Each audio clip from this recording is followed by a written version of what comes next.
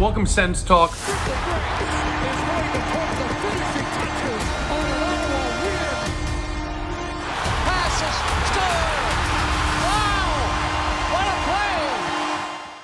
Welcome, Sens Talk. My name is Brandon Plant, and I am your host. Now, you're probably wondering yourself, Brandon, what's with the nice outfit? What's with the suit? Why are you looking all clean and snazzy? Well, you know what? It's very simple. For Sens wins and for Wintos, you gotta dress up, ladies and gentlemen. You just gotta do it. As the Sens win 3-2 in overtime against the Toronto Maple Leafs to pick up their first win of the 2025 preseason. All jokes aside, it's Rosh Hashanah. So, I was at my dad's house tonight, and you know that meme where Vince McMahon is like going through the stages of excitement? Well, that was me tonight. I see Fabian Zetterlund score a shorthanded goal in the third period on a nice give and go from Sabrango and Dylan Cousins. And I'm like, ooh, you kind of caught my interest there, Ottawa Senators. I wasn't watching because it was dinner, but I'm like, all right, you caught my attention.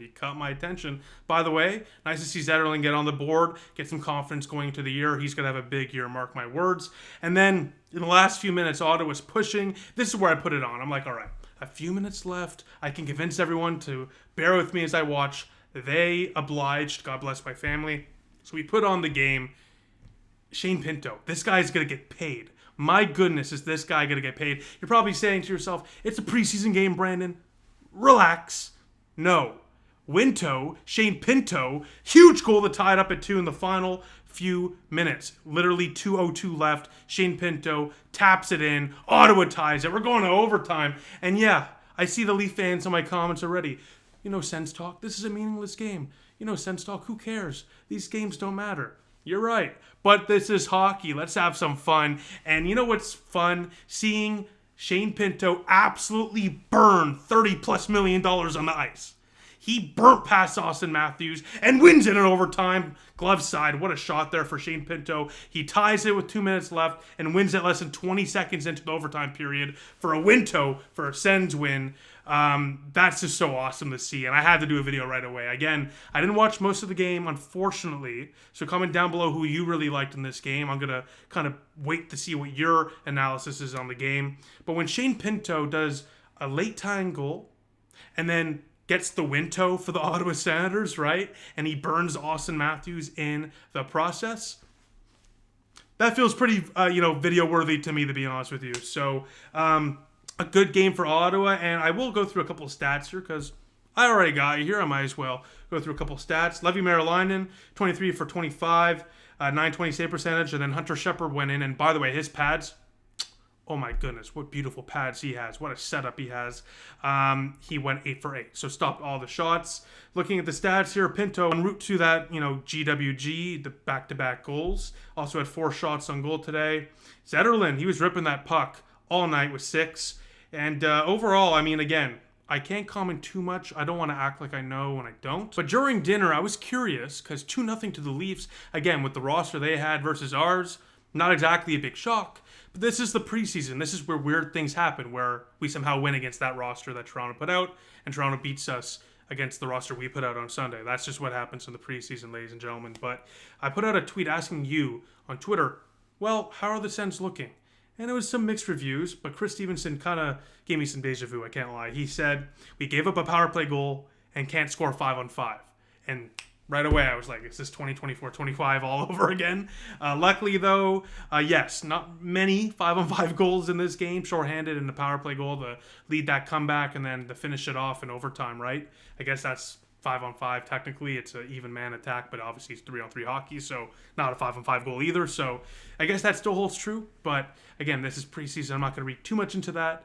Ultimately, though, 41 shots tonight in total for your Ottawa Senators. So they were putting that pill on net, no doubt about that. So again, based off the little that I know, the Ottawa Senators found a way to win. Shane Pinto is going to get absolutely paid. And the goalies did their job. So with that, let me know what you think in the comment section down below about that. Very curious who your favorite player was today.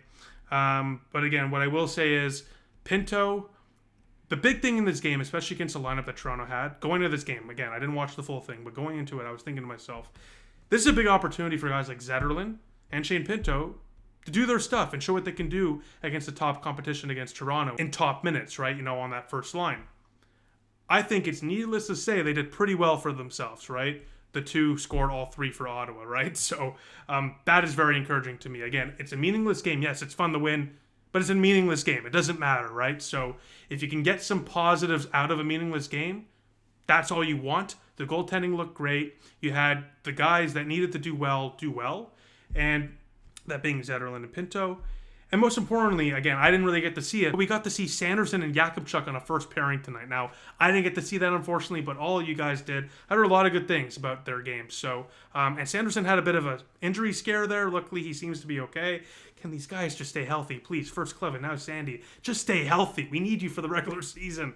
The games don't matter. But again, he seems to be okay, thankfully. But overall, again, just to kind of wrap it up, ultimately, the few things we needed out of a meaningless game we got, and the win is just the cherry on top, right? So with that, let me know what you think in the comment section down below. And before we wrap up, I just want to say thank you to Dylan Puckniak and Keller Williams Sports and Entertainment for sponsoring Sens Talk. Sens Talk is proudly presented by Dylan Puckniak, Ottawa's exclusive realtor with Keller Williams Sports and Entertainment, providing a bilingual real estate service that serves the Ottawa-Gatineau community. Dylan Puckniak is also specialized in supporting professional athletes that come and go in our city, providing a service that takes care of the people at the highest level.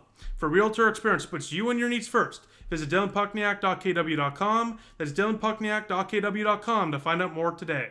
Again, thank you to Dylan Puckniak and Keller Williams Sports and Entertainment for sponsoring Sens Talk. Now with that, thank you all for watching. Nice little Sens victory to head into. A bit of a break here before the next Sens game in a few days now. It's the 22nd, I think, or the 23rd, pardon me. I think the next Sens game is like 4 or 5 days away. Let me double check here while we're live. Yeah, in Quebec City on the 28th, so Sunday at 3 o'clock against the Devils. So hopefully I'll have a recap out on Sunday, but you'll definitely see me before that here at youtube.com/SensTalk. Now with that, thank you all for watching. I love you all. Speak soon. Go Sens, go.